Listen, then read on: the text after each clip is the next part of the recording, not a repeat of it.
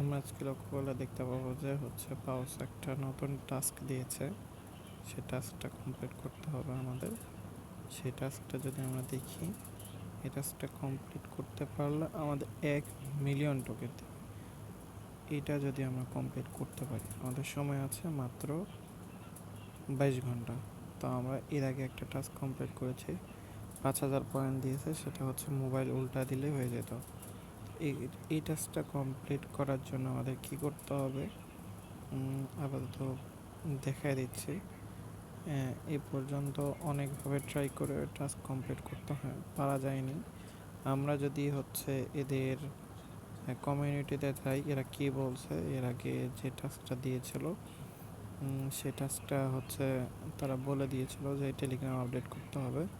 তো আমরা টেলিগ্রামটা অবশ্যই আপডেট করে রাখবো। আর আমরা যদি এদের কমিউনিটিতে যাই, তাহলে কি বলতেছে, আমরা এই যে কমিউনিটিতে যে দেখতে পাচ্ছি যে এরা একটা ফটো দিয়েছে, there is no task allowed. এখানে বলে দিচ্ছে যে এখানে কোনো টাস্ক নাই। আচ্ছা ঠিক আছে, বুঝলাম। What it takes to get a family, now secret quest is live. তারা বলছে সিক্রেট কোয়েস্ট চলে আসছে। Some challenges aren't meant to be solved. এখানে বোঝাচ্ছে some challenges aren't meant to be solved, মানে কিছু চ্যালেঞ্জ মেন করা সম্ভব না। তারপরে কি ডোন্ট থিঙ্ক টু মাচ, বেশি চিন্তা করার দরকার নাই। আমি তারপরেও ট্রান্সলেট করা দেখা দিচ্ছি।